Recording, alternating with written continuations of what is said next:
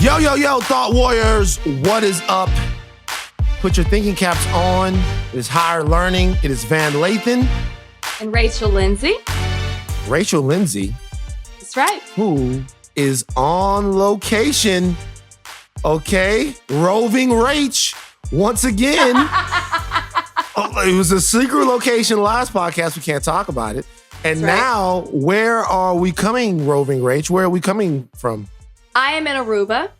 I am celebrating my 1-year anniversary. Mm-hmm. And I would just like to say that this past week has shown how dedicated I am to this podcast. No matter where I am, I always log on, mic up, and give the Thought Warriors what they want. You know what I mean? Which is this duo, this Van and Rach duo. Right. Do you do it for free? No. Right. So some might say that you have a job and that you check in for your job.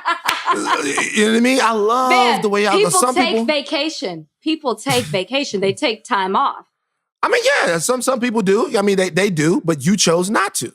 Like right. I don't know. Like if you would have gone to Aruba and like said, I can't do the podcast, you would have to come up with a guest for me to host the podcast with, a guest host. Who would you choose? Right. I don't think we're far along in this podcast. I don't want anybody to outdo me.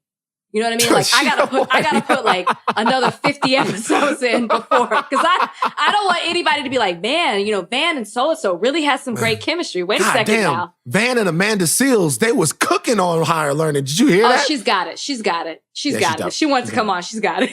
She's dope. So listen, here's the thing. Okay. We start off Higher Learning. We do Higher Learning. And we talk about things that are going on and stuff that's happening all over the place. There was not one bigger thing that happened this past weekend than a revelation that was equal parts shocking, sad, and deflating. It was on Friday night that I got a text with a news link in it. And the link said, it read a headline that I was completely unprepared to read. It said, Black Panther star Chadwick Boseman dead from colon cancer at 43. I was shocked for many reasons. I was shocked that we had lost Chadwick Boseman, a lovely, beautiful, talented man. I was shocked because I was not aware that Chadwick Boseman was sick or had cancer. And I also wasn't aware that it had progressed far enough to where we were seeing him in his last days. Rachel, where were you when you got the news about Chadwick Boseman?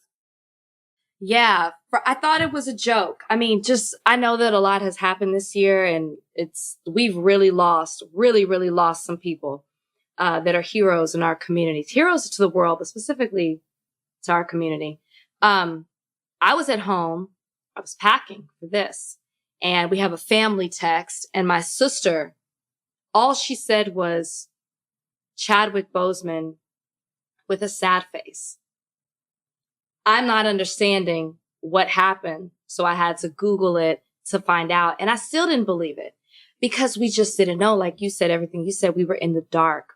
We had absolutely no idea what this man was struggling with, what he was fighting for the last 4 years, which is, I think the news of his death was shocking enough, but the way in which he died added even more to it because he was struggling and we had no idea.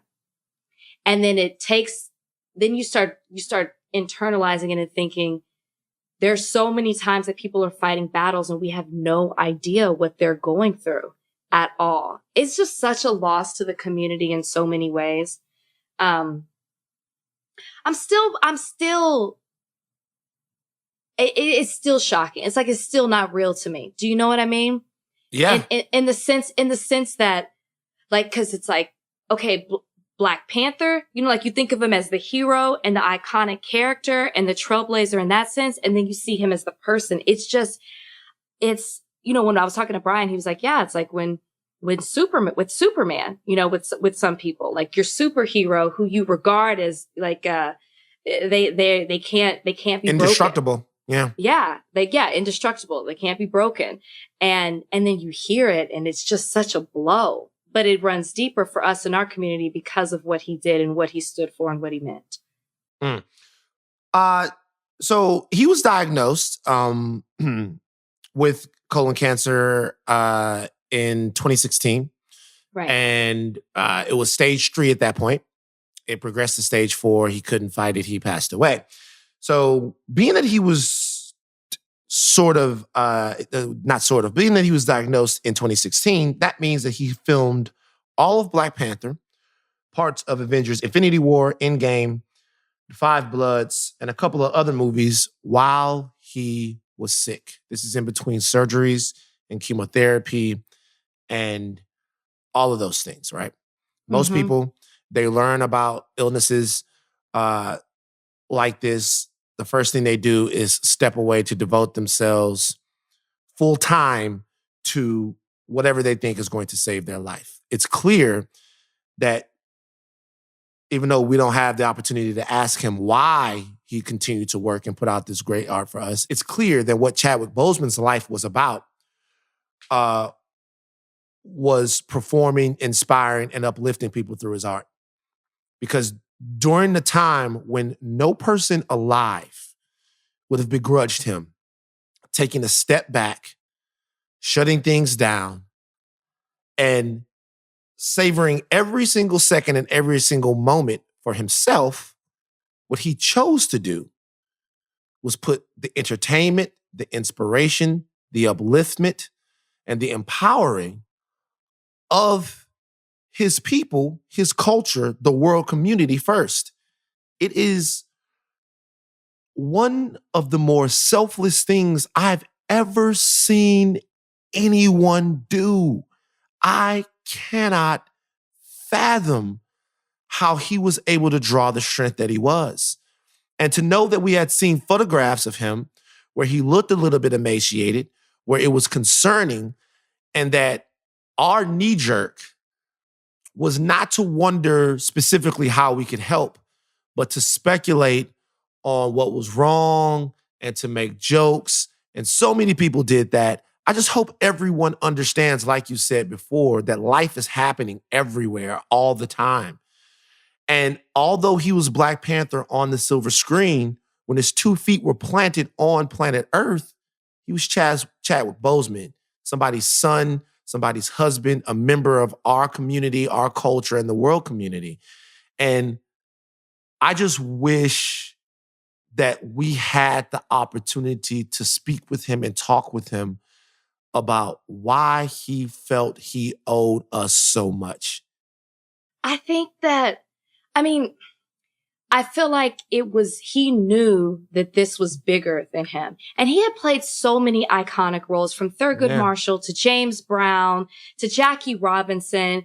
And this was the role of a lifetime. This was a trailblazing role because it was something that we had never seen before. And he knew that. And I think that my aunt used to always say that, people are in your life for a reason, a season, or forever. And sometimes it's two of those things. And I feel like the reason, that he was the Black Panther, and the reason that he was able to use his strength and his goodness and it took such integrity and character to play that role, knowing that he was battling through so much, is because of what he gave to our culture. Being a superhero, us showing a joy and celebration of who we are as Black people and giving us pride. It's very similar. Remember when we talked about Black is King? And I was saying it just made me feel so beautiful when so often we are told that our features aren't, when they're used against us in such a negative way, but it told us to celebrate who we are and the richness and heritage of our culture.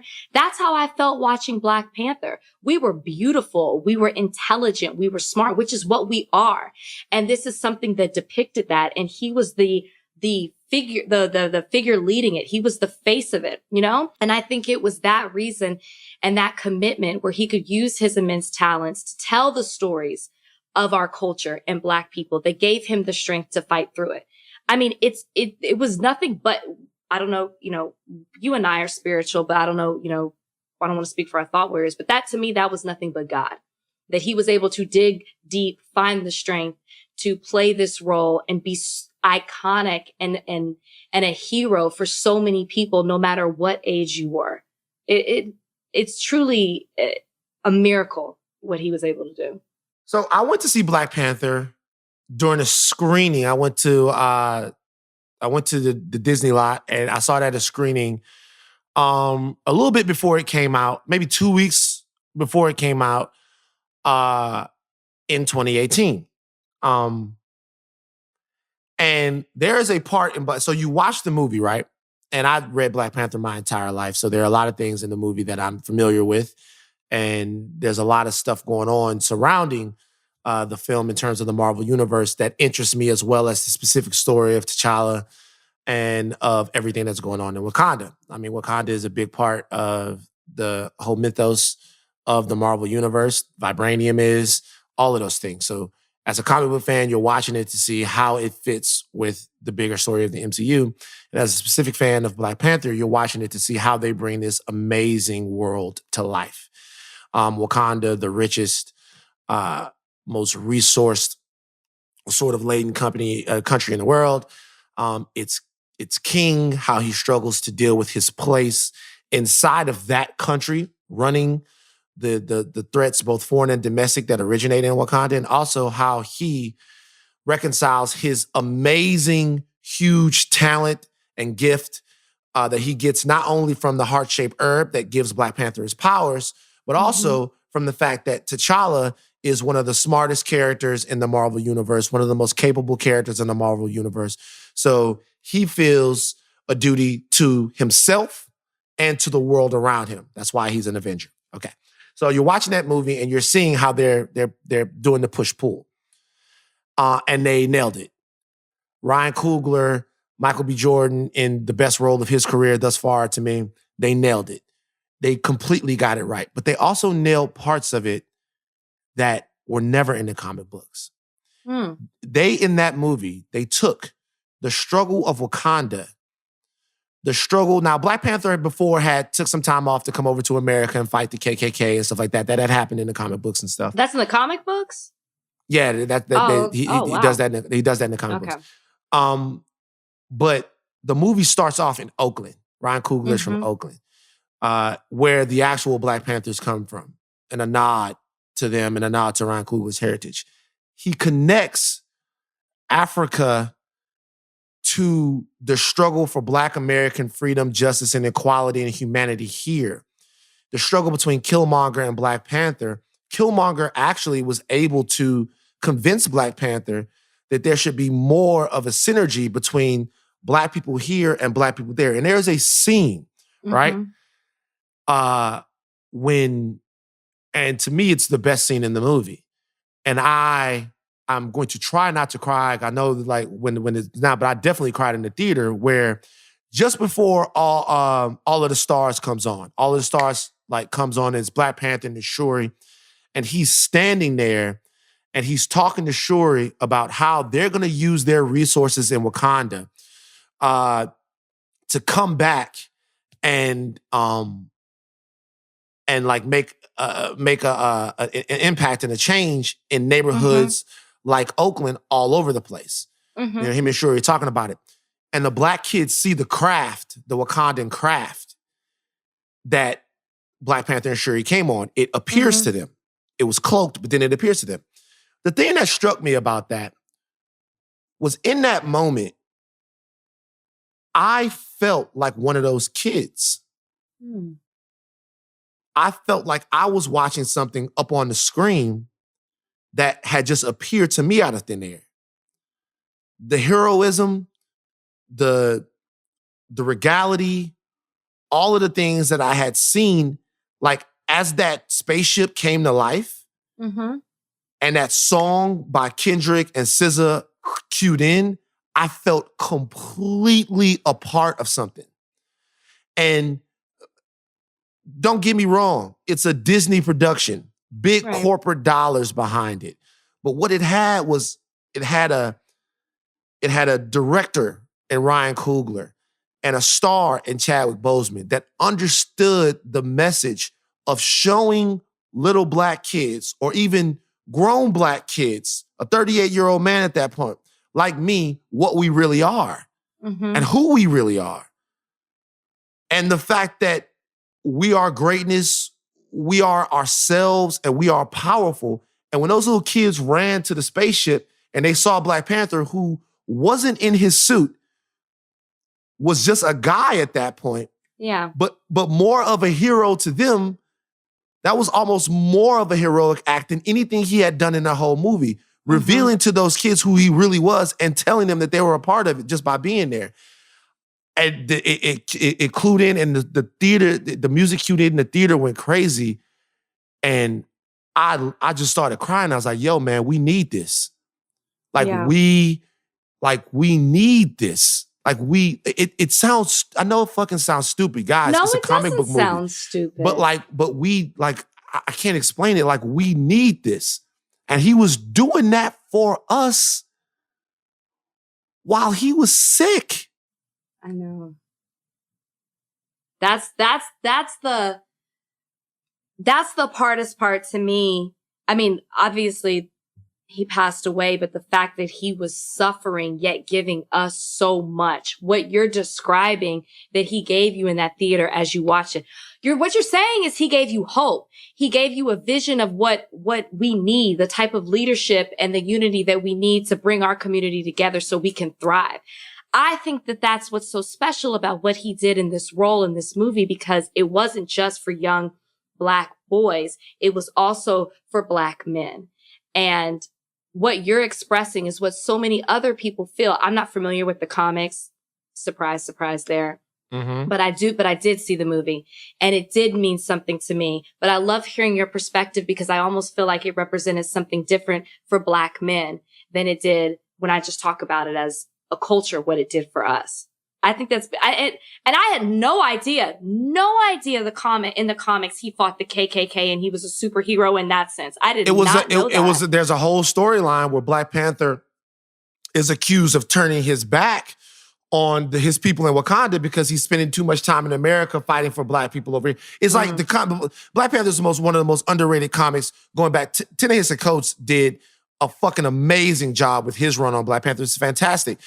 Like and by the way, I know you say for Black men, it is for Black men, but think about Shuri and the genius that she has. Oh, no, yeah. Right. Absolutely. So it's like for all the sisters too, it's just like people always say that heroes like that it's kids' games, it's comic books and stuff like that it doesn't matter, there's whatever. Well, if the heroes don't matter, then why they all white? Yeah. You know what I mean? If it doesn't matter, if the comic book heroes and the stories and the all of the different tales and yarns that get spun about people that fly out of the sky and inspire people and bring people together, about Peter Parker as Spider-Man who gets bit by a radioactive ant, right? But something else about Peter Parker is he steps up to the challenge of becoming a hero, but then builds his web shooters by himself because of his genius. He rises to the challenge of heroism, right? Right. Any of those people. You know, Superman could have easily destroyed this entire planet had he not been guided by two people that, for whatever reason, instilled upon him an American ideal. All of these people and all of these stories, they have meaning in the way you understand what it is, how it is people view good and evil and right and wrong. Some of them are bullshit. Some of them are not. But what they all do is implant into children and to society's minds what heroes are. Right. And if that doesn't matter, then why they all white? Right. But I think that's the hope that it gives. Like, when the most heartbreaking thing is me seeing these young kids, you know, mourning the death of Black Panther because of what he represented to him, because they saw a hero who looked like them, who told them that heroes don't have to look a certain way, just like what you're saying. They can look just like you. You too can be a superhero, and no matter what, it doesn't matter. Your race doesn't stop you from being that. And I think that that's powerful in what you're saying. You're right. If it doesn't matter, then why do they all look the same? I want to talk to those little brothers too. I want to tell them something right now. Black Panther ain't dead. I know Black Panther ain't dead. We're gonna go back and we're gonna see Black Panther again. We're gonna see Wakanda again. And what Chadwick did on the screen is gonna live forever. Yep. Anytime to any little to any little Black boy anywhere, right? If you want to go and see Black Panther, man, you can go see him whenever you want. Just cut it on and watch it. You know what I'm saying? Like he did that for you, and he did it for you so that you could always go back and feel that same way that you felt when you first saw the movie. Mm-hmm. And they're going to tell more stories in Wakanda. They're going to do more stuff out there. It's going to be, but that right there, a man put his life, his health, his psyche, and everything on the line so you could enjoy it forever. So do not have any funerals for T'Challa. He's always going to be there when you need him. And that's what Chadwick wanted. And we further his legacy and we respect his legacy by continuing to engage and embrace it. And that's all I'll say. And I really, really, really, really hope that we continue to do that. I know we will. Just the way that people have responded, I know we will. And I just want to also say that colon cancer is something that does run. It's like it's high risk in our community. My grandfather passed away from colon cancer, and there's a lot coming out to light about colon cancer and how it affects people of color, and specifically how they tell you to get tested after a certain age. And Chadwick Boseman was before that age. At the age of 39, he found out that he was stage 3, which means he had it for a while. So don't wait until you're 40 like they tell you. You need to go get checked. You need to get a colonoscopy. It's just a day procedure because it does run high for people of color. Yeah, and I want to say that I saw somebody. I knew I'm not gonna call people out. You know what I mean? Because it's not kind of like not my thing to call people out on the podcast. It's not what I'm about. But I'm gonna call out an idea. I hope that everybody hears me very clearly. I saw a tweet or something that said basically like people are telling me to get a colonoscopy. I'm not whatever. I saw something that said that there's maybe something less than manly about getting a colonoscopy. Like, What's wrong with people? I want to talk to you dumb fucks. Okay? Please. I want to talk to you dumb fucks real quick. There's nothing, you know what? Fuck it. You guys, go ahead and die. I'm not going to waste my time. You know what? I'm not even going to waste my time. Everybody else that cares about your health, cares about the health of your community, cares about everything else, understand, do like Rachel said, go get a colonoscopy. If you're too much of a man to actually go get the colonoscopy, if you're too much of a man to go and get the fucking the prostate exam, if you're too much of a man to go get the testicular cancer exam, peace out. God bless you. Good luck. I'm not gonna waste my time on it. I don't know why am I doing this. Natural selection. Don't fucking do it. You know what? You're right. Don't do it. Yeah. Don't do it. Don't get it. Peace. Like everybody else, I'm telling you, reasonable people, when you get to a certain age, my Black brothers that want to live for their families, that want to live for themselves, that want to live to continuously do good in their communities, go get your colon checked, go get the testicular cancer exam, go get your balls, all of that stuff done. If you don't want to do it, if you're too tough and you're too hard and you're too fucking manly for all of that, peace. God bless you. Peace out. See you later. Go. Don't worry about it. Don't worry about it. Like, don't worry about it. I can't believe somebody. Fuck them. I say I can't believe it. I don't know why. But I shouldn't be surprised. Anything that comes on Twitter, I shouldn't be surprised. Like, what the hell? What is this definition of man that we're saying? I mean, please take care of yourselves. Time for it. Either you care about your body and your future and your kids and your woman or your man or whomever surviving. Either you care about your family and you care about being around for them or you don't. I don't have time to play Coach Carter with y'all niggas. All right. I don't. I'm over it. I can't believe I was even about to do that. I'm disappointed in myself. Rest in peace to Chadwick Boseman. Yeah, no, you're fine. I met the man 2 times. Was lovely, nicest guy you ever want to meet. You have no idea what you did, not just for me, and for a generation of Black boys that are going to come behind you. So I hope that your memory lives on. You got more movies coming out, and I know that it will. Also, a fantastic actor, like Rachel says, wasn't just. I used to joke about it. That they would be in meetings with biopics, and they would be like, "Hey, Chadwick Boseman," because Chadwick, God rest his soul, Chadwick was James Brown. Right. He was Thurgood Marshall. He was Jackie Robinson. I had a running joke that he used to play them all. I had a running joke. It didn't matter if he looked like him or not because he didn't look like Thurgood, but he sure did a damn good job playing him. Yeah, he did. I used to have a joke that they were going to do a Maya Angelou documentary, a Maya Angelou biopic, and it was going to be Chadwick. Wouldn't put it past him. Wouldn't put it past them. Right, but the reason why is because when you have talent and when you have power, you got to keep going back to the well, and that's what that brother had. And man, God rest his soul, and I am praying for his family and for everyone that was affected. Yes. So now, something else happened in the realm of pop culture this past weekend, and had to do with our good friend Adele. And I'm not gonna lie, this was one of my favorite moments of the weekend because it's the type of moment. Very few moments happen on Twitter where all you have to do is just put a picture and no caption is necessary. It speaks for itself. Or put a picture out there, no caption is necessary. And the picture was Adele.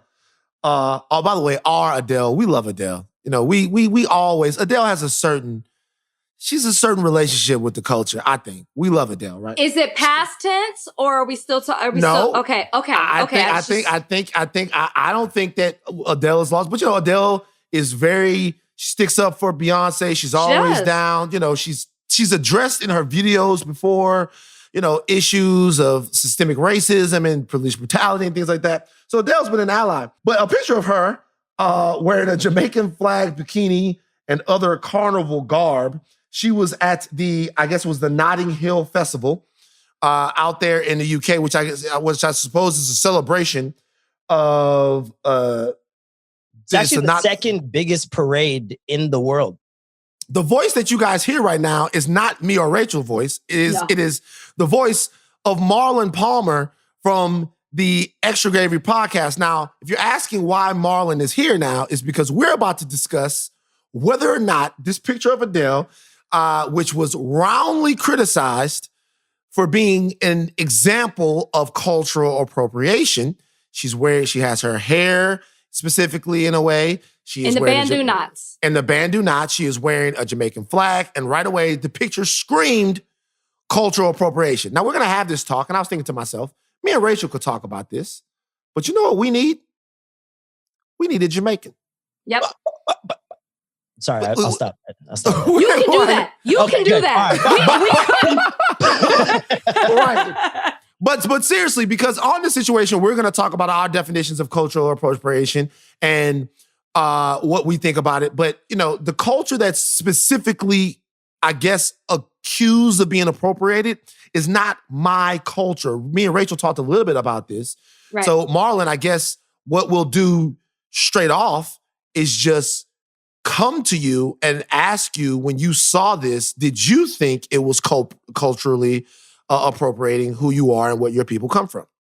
Yeah, I didn't think it was because, first of all, I've been to Notting Hill Carnival twice. It's an amazing parade. She is not the only white girl you're going to see dressed like that or with hair like that. And I think I understand why people thought it was cultural appropriation, especially if you're not of the culture, if you're not from Jamaica, if you never been to Caravana in Toronto, which is also pretty much the same type of parade. It's a celebration of the West Indian culture, right? And so for Adele specifically, out in the UK, where she was born, which is Tottenham, it's a heavily concentrated Jamaican population that migrated there in like the 50s and 60s, right? So the vernacular, the slang that you hear in the UK, most of it derives from Jamaican culture, as well as in Toronto. So everybody in Toronto was like, oh, okay, this is just another, just another girl enjoying carnival. Like, it wasn't that big of a deal. I understand from another perspective when it comes to the hair, because the Bantu knots obviously derives from Black culture, not Jamaican culture, just Black culture in general. And, when you talk about hair, like there's still Black kids who are getting sent home from school for having certain hairstyles. There's still Black women who can't wear certain styles to work.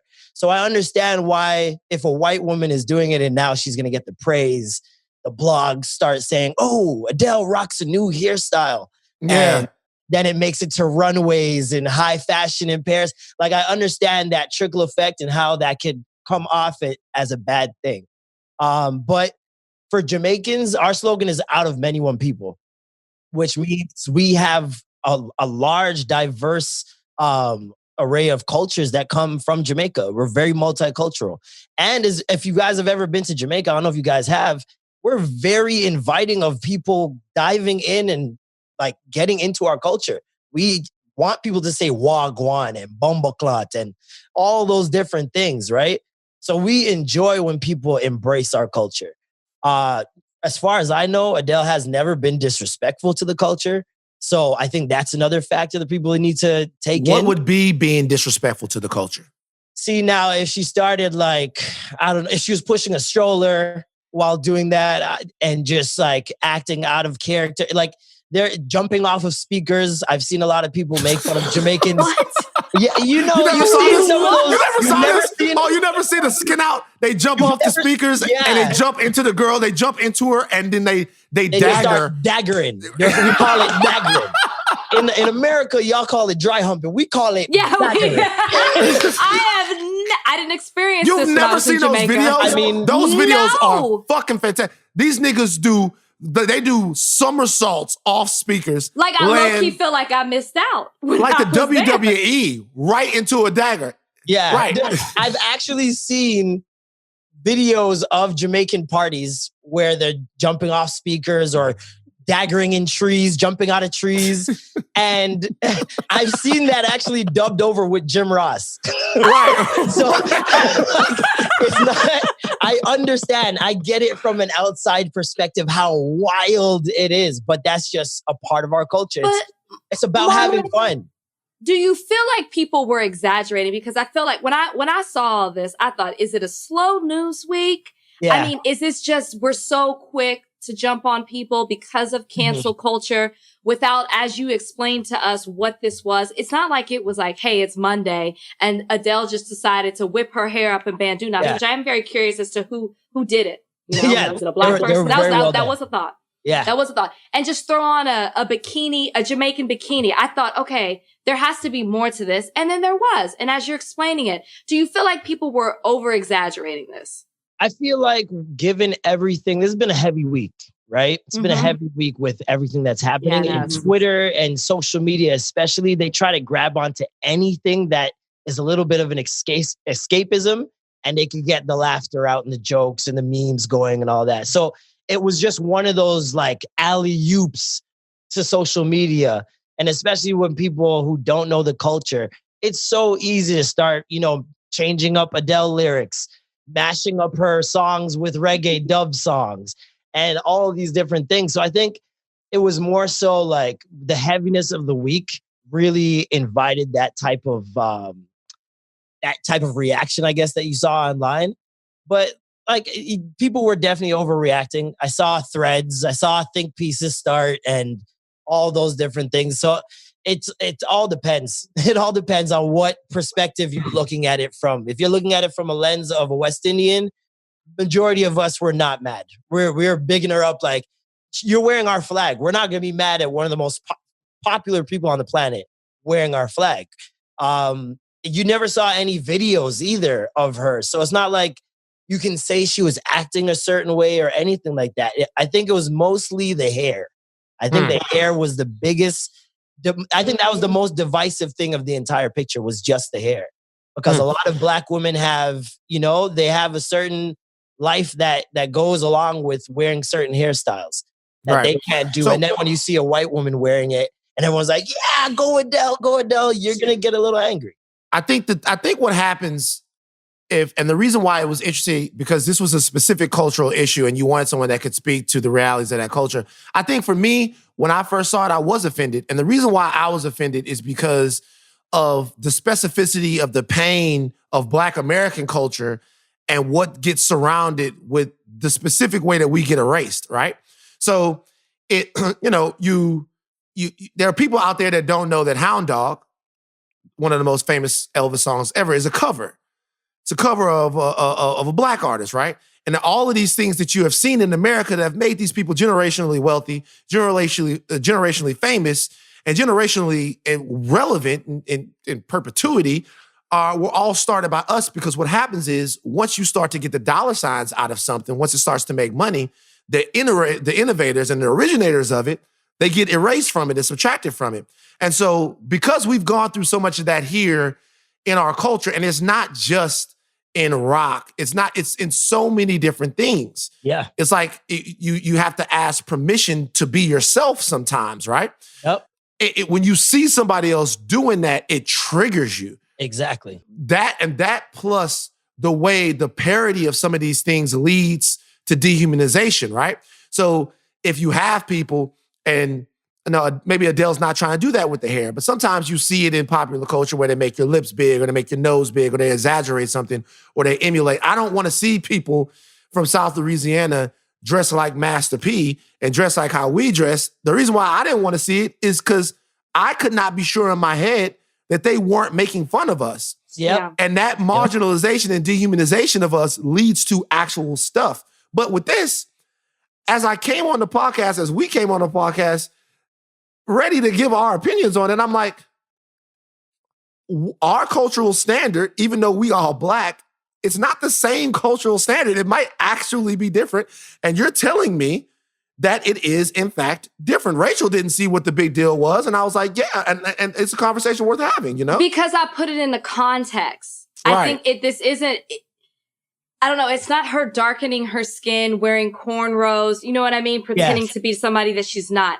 And maybe I came a little late to the game. So by the time I saw it, I didn't see it go viral on Twitter. By the time I saw it, I understood the significance of the carnival in London and where she came from. So I had a different understanding of it. Who knows how I would have reacted if I had just seen the picture with the bandeau knots. You know what I mean? Exactly. So I maybe it's a little bit different for me, but I didn't see it personally as a big deal. But then, like Van and I were saying, we didn't feel comfortable speaking on it because we aren't Jamaican. So we wanted the expert to really tell us what was up. Yeah, because there's nothing she's doing or wearing in the picture that's necessarily Jamaican other than the flag. You know what I mean? And going to a festival where you're going to see a couple thousand, maybe hundreds of thousands of flags, it's not out of the realm of possibility that people are going to wear the flags. Like they've been made for a reason, right? And you're not going to, Adele's not going to definitely not go to a celebration like that and make fun of the culture when it's an appreciation for the culture day. Like that entire weekend is wrapped around that. There are parties for a week going on wrapped around celebrating West Indian culture. So I think for a lot of people, they just didn't know why she was doing it, where she was going. They thought maybe she was going to the grocery store, where I can see that being like, okay, this is not a costume. You know what I mean? Right.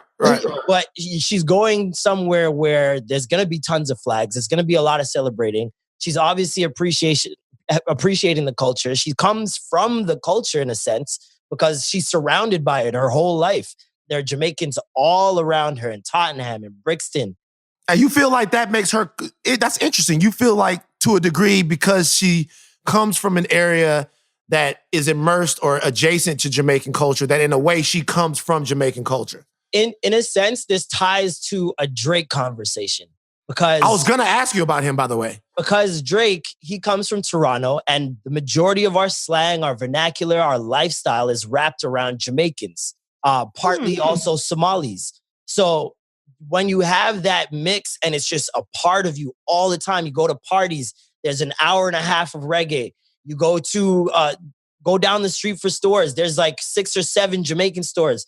We have a little Jamaica in the city where it's like that entire strip is just Jamaican restaurants and stores and barbers and stuff. So it's not like it's foreign to him. This is just a part of his life.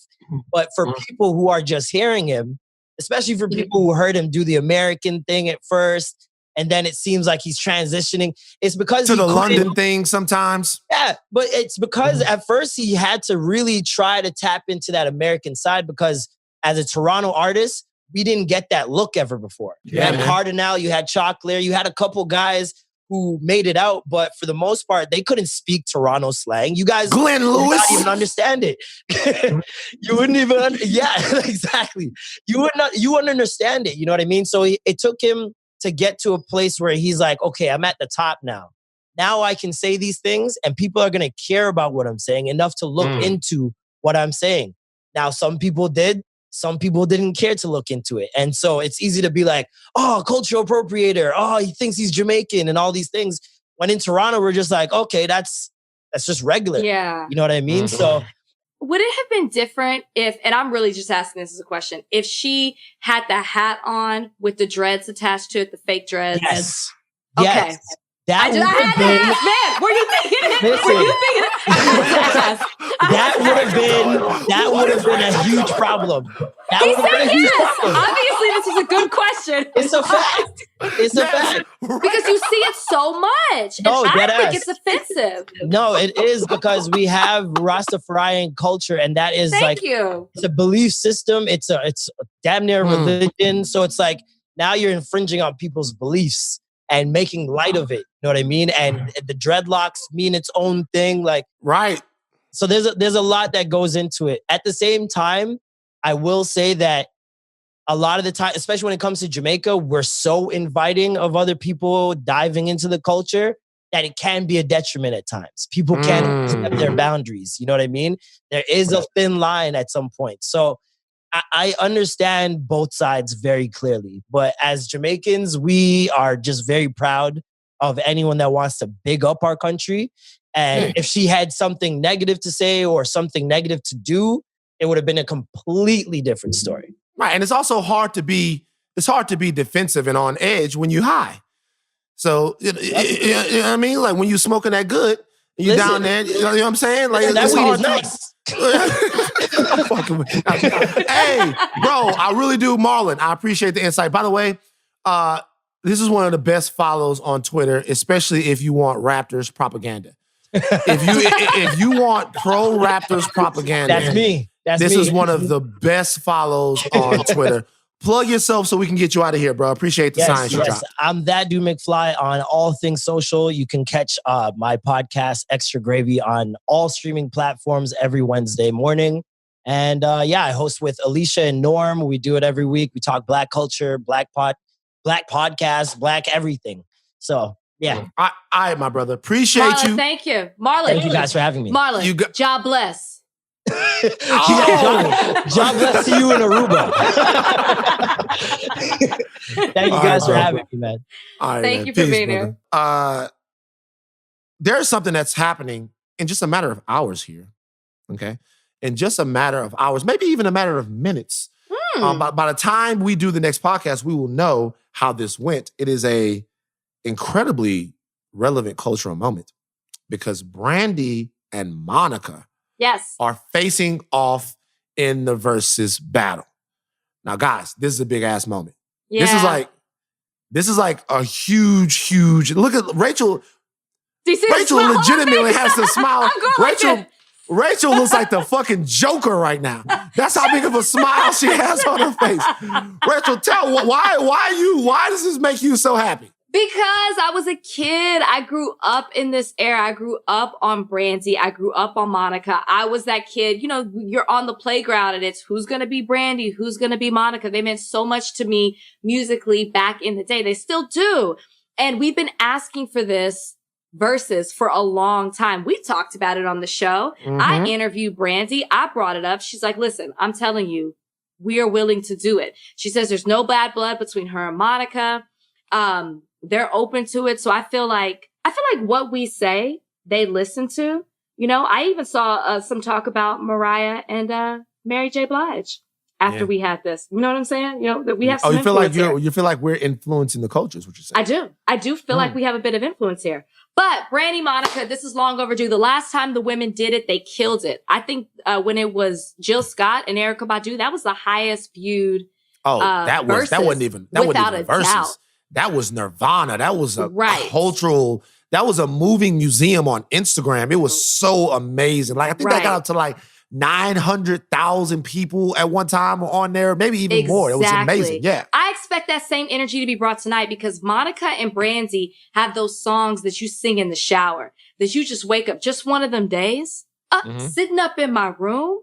You like that? You know you wanted to sing a little bit when I said it. Sitting up in my room was a moment for me because sitting up in my room was like the height of my love for Brandy. I was in love with Brandy for a time. I get it. Like, Thea, you've already mentioned Thea on the show. Thea, yeah, I had a serious thing for Brandy. You know what I mean? Because all of these girls they're my age at the time. You were a little bit younger, but they were my age. So these were between Monica, Brandy, and Aaliyah, I was taking a different girl to the prom in my head every single year. You know what I mean? But sitting up in my room, that was really the one that I was like, ooh, Brandy fine. Brandy was killing it. We all know the ad-libs on Sitting Up in My Room, but then they were endorsed by the legends. Like Whitney Houston was very influential in the careers of Brandy and Monica. She backed them. She was behind them because they were so great. I'm so excited for this. And this is what I want too. I don't know how they're going to set up this Verzuz. I don't want them in the same room. You know how lately we've been seeing Verzuz and they're in the same room? I think they're going to be in the same room. I don't know if I want that. Whatever. I don't know. I just feel like it's a different vibe. I like to see them separated, them talking to each other. I'm not. Stop. Anyways, who you got? Who you got? Brandy or Monica?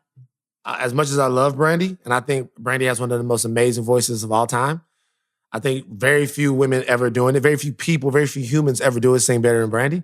Monica got this. I think Brandy has it. Monica got this. You forgot you slept on. You go. When she hits the "I'll Be Missing You," these are songs that you're just not going to be thinking of. "Angel of Mine." That's the first Monica song you went with. Just one of them days is the song you got to pop off with. It don't matter. Monica got them goddamn hits. Are you looking at discography right now? I'm about to look at the discography. Off the top of the dome. No, I'm looking at the discography. I'm looking at the discography right now. Monica got them hits. And by the way, I think her hits, in the cultural situation. Here we go. I think the hits for Monica might hit a little harder than the hits. We're not doing that. From Brandy. That's all I'm saying. Like, you gotta always think about what's gonna, like, oh, Monica, man. Monica got these hits. I'm telling you. She's like what? Platinum. I'm not doubting her. I love Monica, but I just think Brandy was Cinderella, for goodness sake. What does that mean? I'm just saying, like her career. See, this is what you're saying. Like, you're like culturally Monica. See, this is going to get us back into a Mariah, Mary J. Blige. Like, which audience is more receptive of the two? Like, Brandy kind of crossed over. Monica, I don't know if she did in the way that Brandy did.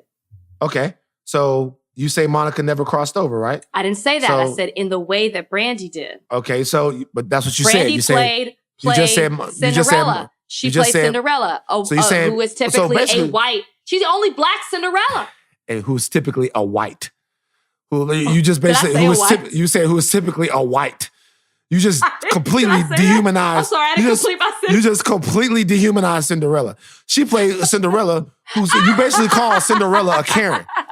You just completely dehumanized a white. My point is that Brandy is the only person who has been a woman of color to play Cinderella, typically played by white women.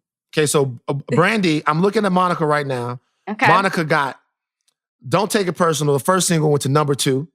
She got Like This and Like That. Like This and Like That. That was not as popular. I just want to put that out there. It went to number 7 on the charts. What are you talking about? Which charts? Which charts? This is the peak chart position. The U.S. R&B charts? No, because it was number 1 on the U.S. R&B charts. It went to number 7 on the Hot 100.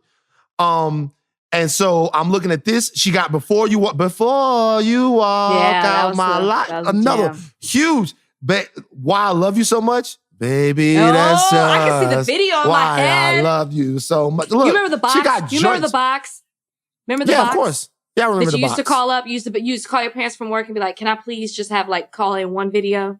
Yeah. Well, I didn't ask them permission. I would just do the shit. Well, But- Cosby but- Kid here. Cosby Kid, I would just do it. And here's the thing. I'll tell y'all a quick story. Like, the reason why I would just order shit on cable and on the phone is because my dad didn't want to get down to itemizing the cable bill with me because he was making some cable bill purchases that were all right. He didn't want to talk about that. I would order That's WrestleMania hilarious. or something like that and be like, oh, this cable bill getting high. We would be like, that's not why the cable bill is high, pervert. Don't worry about it. We order WrestleMania if you order in Luke's Peep Show. So look, but seriously. So Monica's got For You I Will from the Space Jam soundtrack. She was on the That was Space the hit. Jam soundtrack. That was a She's hit. got The Boy Is Mine with Brandy. They share that one. That's number one. The First Night, number one. Angel of Mine, number one. Okay, then she's got So Gone. She's got there's a bunch of hits all over the place that she's gonna, and these are gonna the hits that are gonna hit hard. Okay, Man. Brandy. What about Street Symphony? What about Street Symphony? These are all That's that these are all shit. great examples. Now, can I do with Brandy? Because you want to talk about soundtracks? Oh, she was on Space Jam. Brandy was on Waiting to Exhale. You want to talk about the culture? And I was sitting up in my room. I know. And she was on Set It Off. Missing You. With greats like Shaka Khan and Gladys It don't- Knight. But that song not gonna do nothing in the versus battle. What? That song, it's not People gonna are do going to like, be like, I They're not- found up. Yes, No. they will. It's not They gonna- will. it's- Okay, it's- I Want to they're Be not gonna do Down. versus Let's battle. not forget the remix. I Want to Be Down is gonna go About hard. This Tall. About Yeah. What? I Want to Be Down is going hard. And then Baby, Best Friend, Mm-hmm. Broken Hearted, Yeah. The Broken Boy Is Heart is Mine. not- Have Broken You Heart- Ever? That's when she crossed over. Have Broken You Hearted- Ever? Broken Hearted and Have You Ever aren't moving any units with this audience. They're not doing it. See, this is what you're talking about. It's a number They- one. It was they're number not. one on the U.S. They're not. Billboard. Almost doesn't count. I said this is when she crossed over. Mm-hmm. I'm just letting you know that these songs are nice songs for like a Now That's Music 1998. These songs are good songs for like, but in this particular battle that we're talking about, they're not gonna move the needle. By the way, I listen to more Brandy than I do Monica. I do. Do like, you? My favorite Brandy album ever is Full Moon. Like, I love Oh, Full okay, Moon. you're right. That's Full one that's Moon not gonna really is resonate an with the culture. Amazing, but I think, I think it's wrong because I think Brandy is gonna have songs. I think Brandy's gonna have, her and Kanye. The More You Talk About My Love, Yeah. Talk About Our Love. I think that song is actually gonna resonate more with some parts of the audience than other songs. Well, I think she's gonna have the song off Late Registration. Though I always knew that one day they're gonna take me down. It's an album cut. I think that she's gonna have some, but I think Monica's gonna win. I'm telling you, Monica's gonna win. This is gonna be a great one. Look how excited It's we gonna are be for a this versus great, game. right? Aren't you getting excited just talking about it? It's gonna be great. You think they're gonna have anybody pop up? You know what I mean? Like some people are doing. Think they're gonna be any guest appearances? Who like Rodney Darkchild Jerkins? Who like? What are you talking about? Like Rodney Darkchild Jerkins? Is he gonna pop up? Y'all need to make sure that y'all give. Oh, by the way, I just want to give a props to somebody real quick. That Adele argument. I had a Thought Warrior reach out and wanted us to talk about it. Her name is, or their name is Beach Edseal. Beach Ed Seal. Beach Ed Seal? I don't know. Well, shout out to you, Ed. Ed You wanted know us- who you are. Ed knows who he is. Ed begged me to to beg us to talk about the whole situation with Adele. Now, so we're on record right now. You're saying that you're saying that Brandy's gonna win. I'm saying I'm that going Monica's Brandy. gonna win. Okay, I'm going with Monica. We will check back later on in the week.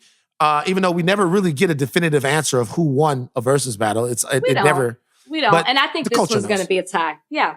The culture knows. Okay. I have a question for you. It's actually not on the rundown, but it actually ties into kind of some things that we're about to talk about, right? Okay. Okay. So, and this is just a question I can ask. And I'm sorry, Jordan. I'm sorry, Jackson. But this just literally popped up before. You should be apologizing to me. Well, I'm not apologizing to you. I'll tell you why I'm not apologizing to you. Because you're Big Rach, roving Rach. And this is an easy question for you. I'm going to ask you about something that Bill Maher said. Okay. Oh, okay. Bill Maher basically said that the term Karen might keep white suburban women from coming out and supporting Joe Biden. Okay, Bill Maher is trending on Twitter right now as we speak. We're going to get into how some of the uprisings in both Kenosha, Wisconsin, and up in Portland are reshaping the political sphere. Mm-hmm. And kind of, we're having more sort of discussions and we're talking about more things and how that will resonate politically. I guess Bill Maher's kind of point was that he thinks that the hyper wokeness of people on the left is going to turn out so many people in the middle that it could lead to a re-election of Donald Trump. And he said specifically that the term Karen is castigating too many suburban white women. And in castigating those suburban white women, you might be cutting off your nose to spite your face if getting Donald Trump out of office in November is really your end goal. A lot of people are coming at Bill for that. I have my own thoughts. I know that wasn't on the rundown. I am sorry. But it's easy enough topic to talk about. Like, yeah, I'm sure you have to. Have you thought about this? Like, what do you think about that overall premise? Well, it's funny that you bring this up because I can't remember what I was watching, but I saw a map of the United States, and it was colored in red and blue of where they think how the states are going to vote and where the electoral colleges or how they're going to vote and who could win. I looked at the map. And I turned to Brian and I go, I am absolutely terrified that Donald Trump is going to win again. Wow. Because there are a lot of people who are loud about not wanting him in office and all the damage that he has done over these last 3+ years. But what if all those people are coming from a California and a New York of states that are already blue, that Donald Trump knows that he has no chance of winning? But what is Florida saying? What is Ohio saying? What are some of these key swing states saying? That map was extremely red. That map showed that Donald Trump will win in November, which is why they're very big on the silent majority. I never thought of it in the way that Bill Maher was talking about the Karens and how this term and throwing it at these white women and suburban women could possibly turn them off and push them towards voting for Trump. I never thought of it that way. But I will tell you this. Things are becoming so extreme that I am scared. There is such propaganda that is painting people as extreme lefts. I literally got tags in a video today that labeled me as extreme left, said they don't know how I got hired for Extra TV to work with Billy Bush because I am extreme left. And there's only a matter of time that I'm going to push my extreme left views on the audience that I'm going to be speaking in front of. I'm not even extreme left. Do you know what I mean? I'm just using my platform to speak out against racial equality and social injustice. I don't say anything that's super extreme, but that's the propaganda that's being pushed out. That's even labeling people who are left, moderate left. I'm not moderate left, but left, moderate left, whatever, and painting them as extreme radicals. That is what President Trump is doing to Joe Biden, who's not extreme at all. And that's the fear that I do have. And I understand what Bill Maher is saying, that you're either extreme left or extreme right. And if you're in the middle, which way do you want to go? Do you want to be an extremist? Do you want to be an anarchist? Do you want to be violent? Or do you want to be for people who are just we're just simply trying to control this violence? And I could see those people swaying to that. Do you have a problem with the term Karen? No, not at all. Do you? No. I think, first of all, everything you said is correct. I think there is some fear there. The reason why I don't have a problem with the term Karen is because the term Karen doesn't apply until you exhibit a specific behavior. Correct. So you're not a Karen because you are white and suburban and middle class from the suburbs. You know what I'm saying? You're not a Karen, even if you're a Republican and you're from those places, even if you're a conservative. You're a Karen if you unjustly call the police on a black person, if you throw a tantrum over wearing a mask inside of a Trader Joe's, if you lose your mind over a parking space or something like that, you yell in someone's face, if you exhibit that level of toxic privilege, of perverted privilege, that is what makes you a Karen. You're not just simply a Karen because you're a white lady, whether you're moderate, neoliberal, or conservative from the suburbs. That doesn't make you a Karen. It's a specific action that makes you a Karen. Yes. Just like there's a specific action that makes you anti-black. There's a specific action that makes you a racist. There's a specific action that makes you homophobic. I think what Bill Maher is talking about is kind of what pisses me off about Bill Maher and certain other people. Bill Maher is a liberal, and he's been very liberal on his show to a degree, but he also is so weighed down by the righteousness of white privilege that it oftentimes clouds him from being able to make very easy cultural analysis. I remember one time he was like, the Me Too movement should move with some grace and some charity, and so should the woke movement of black people on Twitter. Well, how much grace and charity were those men exhibiting when they raped and sexually assaulted those women? Exactly.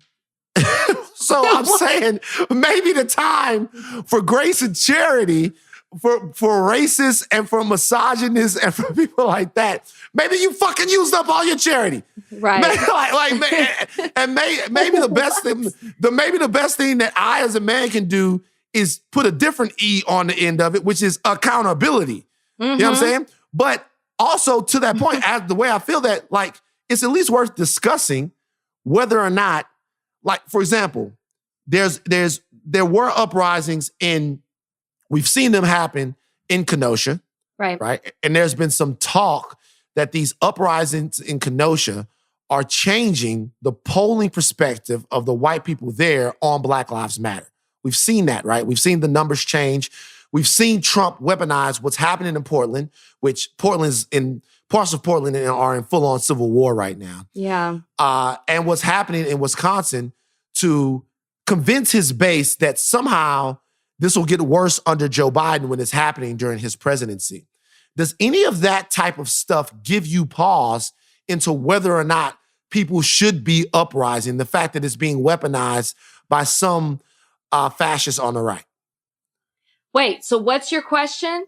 My question is, does it, like, if you were getting ready to go protest or go to an uprising, would you pause or hesitate to do it because you're in fear that the president would take those protests and uprisings and then use them to prove that Black Lives Matter is dangerous, or to sway public opinion, or to sort of convince Americans that his brand of law and order is the only way that we're going to save the country? Would I pause on doing it for that reason? Absolutely not. Because yes, of course not. It's if you pause, then you're playing into exactly what it is that he wants. I mean, I just need people, and it's something that you said as well, you touched on as well. I need people to understand what he's saying. He is literally trying to say, not just that things are going to get worse, almost as if he's ignoring how bad things are and saying, if you elect him, things are going to be bad. Things are terrible right now. They're absolutely terrible, and they're only getting worse, and the divide is spreading, and this is all happening under your leadership, and I use that under quotations, and your administration. This is happening under you, and every time you speak out, all you do is add fuel to the fire. The fact that the president is supposed to tomorrow go to Kenosha, and you have a governor of Wisconsin, a lieutenant governor of Wisconsin, begging you not to come. It's definitely the governor who has written a letter specifically to President Trump saying, please don't come here because all you're going to do is make matters worse. That is a huge problem. That is what they're saying. We are under a president, under an administration that makes problems worse.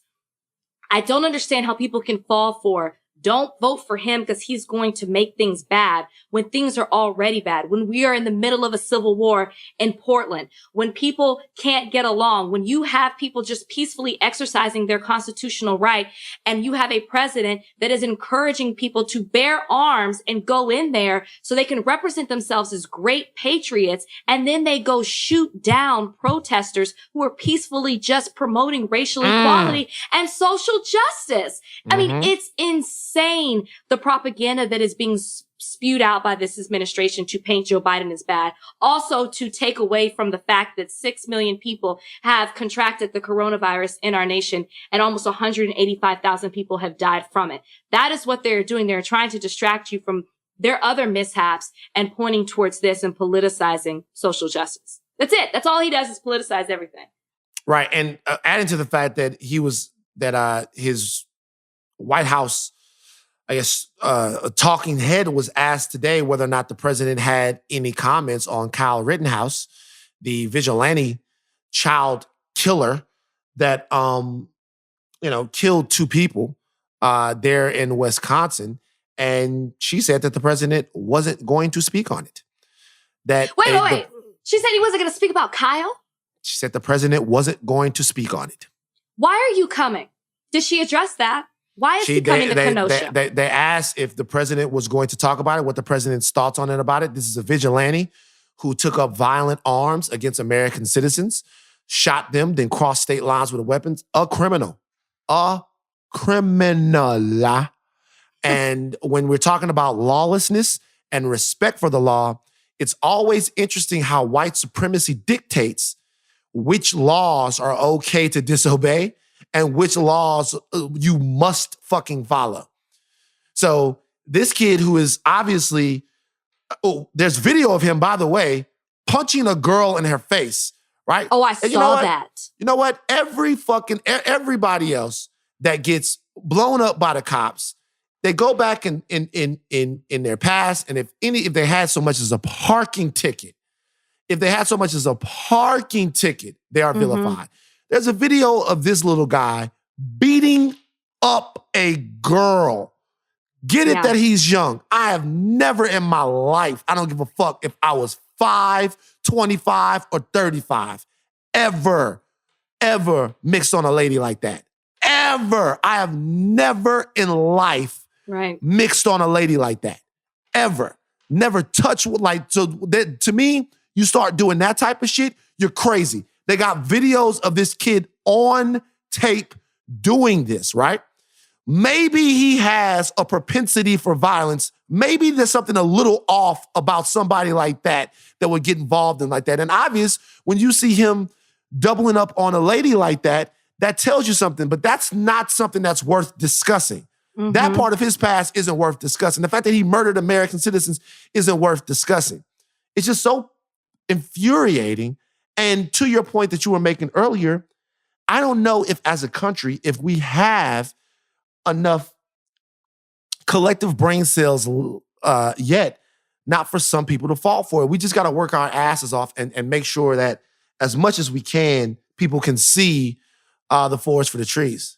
But what is it going to take? You have a man lost his life in Portland, and that's never okay. Okay, it doesn't matter what side of the fence he's on. A man lost his life, and that's never okay.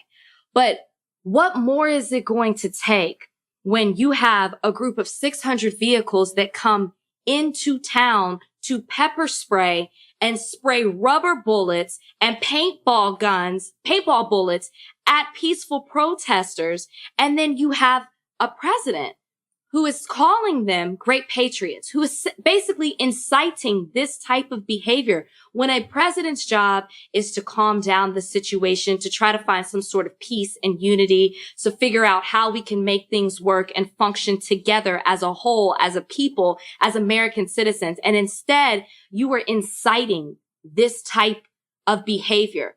And how do you not see that? I guess that's my question, is like, when you talk about brain cells and we're just going to have to work really hard, to me, this is as plain as day. This is plain as day. He hasn't spoken out. That in addition to what you're saying about the spokesperson, they also asked him for a spokesperson for President Trump. They also asked him about if he's visiting the Blake family, and there's no comment on that when he goes to Kenosha. So what the hell are you doing in Kenosha? It sounds like he's going to assess the damage and talk to the police force rather than offer some type of comfort or resolution for the family that has suffered. He doesn't want resolution. He wants a rally. That's what I'm saying. He doesn't care about resolution. Okay. How do people not see this? He cares about a rally is what he cares about. He cares about like literally Trump likes whoever likes him, and whatever any evil that's committed in his name is okay with him. So look, I'm imploring Americans. I'm not saying that a Joe Biden presidency will come with a chicken in every pot. I'm not saying that. What I'm saying is that we need leaders in this country at every stage of government and private life who are committed to mending the wounds, to healing the wounds, should I say, that currently plague American society. And they are deep. We're in a bad situation right now. Like the country's dying. And if you have someone who fuels the fire and who is one-sided in the way that they look at it, we're not going to be able to get things on the same page, on the same accord, where we need to do or where we need to be in order to move forward. It's scary. It's scary, man. It's scary because these people are doing this harm in the name of Trump. In the name of Trump. It's like, how do you not see that?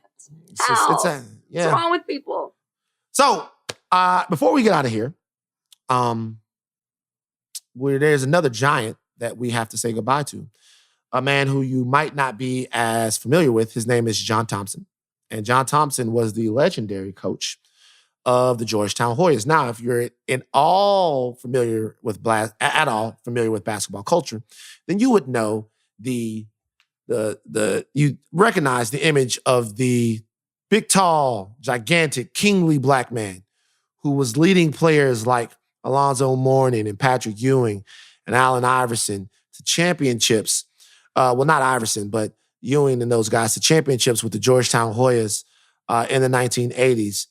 And who was not just a force on the basketball court, but also a father figure to so many young black men that needed him in a very, very, very formative time in their life when they've just left home. They go out to Georgetown, D.C. He made, Georgetown was like, they were our black Superman of college basketball. You know what I mean? The Hoyas emblem, we would wear it in Baton Rouge. This is before the Fab Five. This is before the UNLV running Rebels. And but they had something that those other programs didn't even have. They had a black leader, a general on the sidelines that just stood straight up and took the lives of those young men in his hands. He passed away. What are your thoughts about John Thompson? Yeah, I mean, I won't say I'm super well versed in college basketball, but I know who John Thompson Jr. is. And that is because he was such a figure and a staple. I mean, being the first black coach to win an NCAA championship, the fact that he coached I was a big Allen Iverson fan. Love Allen Iverson. Had a crush on him, wore the sleeve in basketball, wore the fingers. I was decked out in AI. So, I mean, I'm familiar with John Thompson Jr., but in the news of his death and reading about what he did, I had no idea how, as a coach, you always know that black coaches a lot of times are a father figure and an example to a lot of their players. But what I didn't know is how much he did off the court and how he showed coaches and players, and not just black people, just in the sports industry, period, that black men are not a one-trick pony. A lot of times you see black athletes are looked at just as, they should shut up and dribble, that all they can do is play the game. Even as recently in football, when you're looking at black football players, that they're told that they can't lead the team as quarterbacks. Recently, you're starting to see black players black athletes become quarterbacks, which was always looked at as a role that was above them. They weren't smart enough to play that role. Well, John Thompson Jr. showed that he could be more than just a coach. I mean, with winning the championship, with the leadership that he did to his players on and off the court, and he was known as being smart, a polarizing figure, a legend. And I did not know this. I did not know that 30 years ago, he refused to coach a game because he felt that there was an NCAA rule that was discriminating against Black players. 30 years ago did this. And so it's crazy that in light of what's happening right now in our country and what's happening in the NBA, and you saw that there was a boycott of games played in the playoffs, John Thompson Jr. did this by himself, not a team, not other teams doing this, not a group of players. He himself walked off, refused to play in a game until the rule was changed. That's leadership. That's bold. That's an example of that he sets more than just for athletes that played underneath him, more than coaches who coached after him, just being Black in general, just for standing up for what it is that you believe in, no matter what, because you know that it's right, even when no one else is doing it. Yeah. I have a quick John Thompson thing that like I love. It's one of the biggest stories. So there's a gentleman in DC, look, not coming at this guy. Shout out to everybody out in DC. Shout out to the dudes at DC who don't even think that I fuck with them, like Arize. Like I got a homie out in DC that just be on my ass. He is going to be great. He is like, he's going to be great. I've never met a man this persistent in his greatness before. We just gotta figure it out. Arize, you know what I'm talking about. We just got into it again. So shout out to everybody from DC. Attention Kills is his web series. Go check it out. Or Wicked Jump Shot is his documentary. Go check it out. Both are really good. Now, so I'm not coming at this brother when I mention this man, but when I tell it, this is a story about John Thompson. So there's a guy in DC named Rayful Edmonds, right? Rayful Edmonds was a dope dealer. He's currently in jail. He was not a regular drug dealer. Rayful had an estimated revenue from drugs annually of $300 million. Whoa. Yeah. So he was getting it. What time period was this?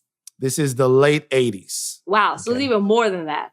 Yeah. This was the late 80s, mid to late 80s. By the way, Rayful Edmonds is 55. Rayful Edmonds is 55 now. So when he was doing all of this, he was a kid getting it out there in DC, moving it, okay? So the reason why I bring this up, Rayful's now gone. They came and got him.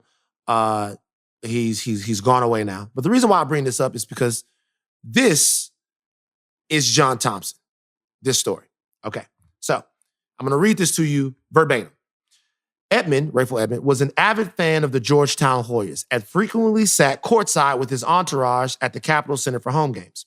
At the height of his empire, he became very friendly, Rayful Edmonds did, with several Georgetown Hoyas players. When Georgetown University basketball coach and a DC native, John Thompson, confirmed that they were hanging around with Edmonds, he sent word through his sources to have Rayful Edmonds, the leader of a $300 million drug operation, meet him in his office. Okay. When Edmonds arrived, John Thompson was initially cordial and informed him that he needed to cease all contact with his players. Specifically, John Turner and Alonzo Mourning, both who had become friends with Edmonds.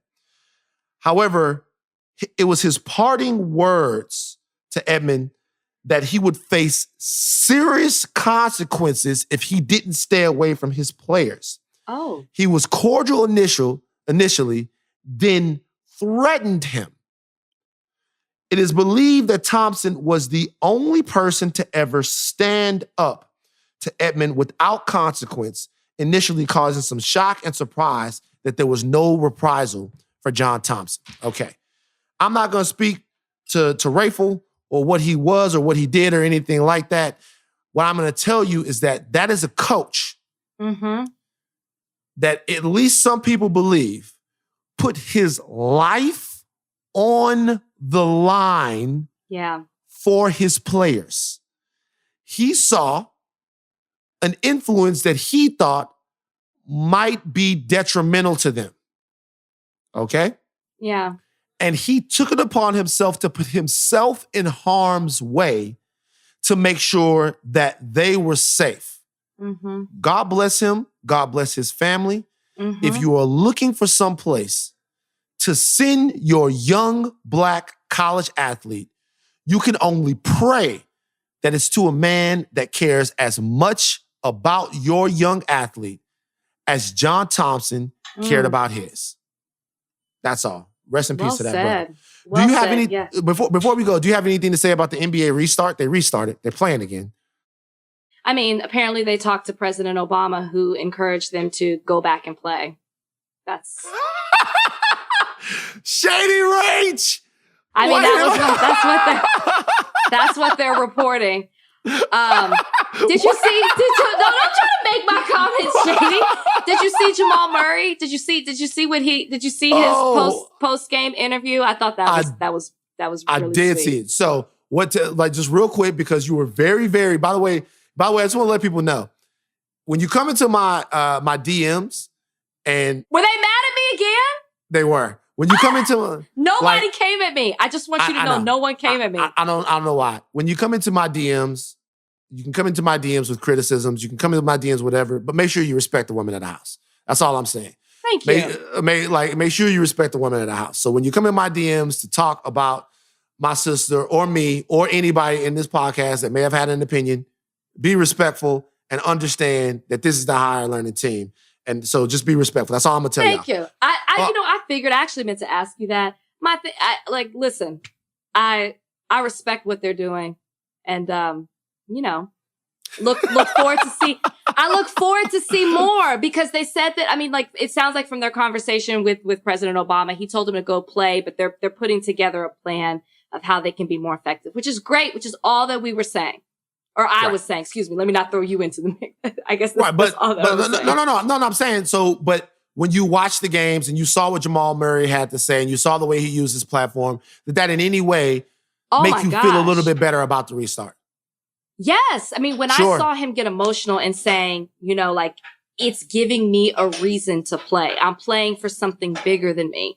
And you saw that really resonated with me. That really touched me. I'm not saying I didn't want them to go back and play. I'm just saying, can we get organized and and figure out what it is that we're trying to do?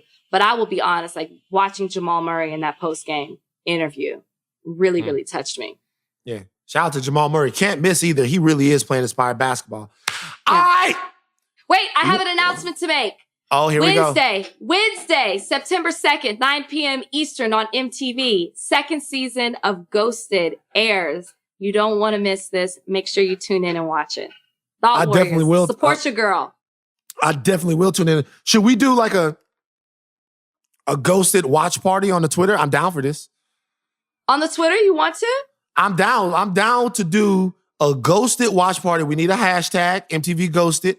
I'm down. Look, Cashmere, all these I appreciate this support. Thank you. Cashmere, all these agencies, you ain't even got to pay me. Viacom, keep your bag. Keep your bag, Viacom. You don't even need to pay me. I'm saying right now, support Rach. I say we should do a Ghosted watch party Wednesday night. We think of a hashtag, we do it. It's perfect. I'll put together a hashtag. Right. Thank you. No problem. And you can pay me out of your own pocket. All right. All right. Thought Warriors. We are out of here. Take your thinking caps off, but do not stop thinking and learning. I am Van Lathan. I'm Rachel Lindsay. Peace.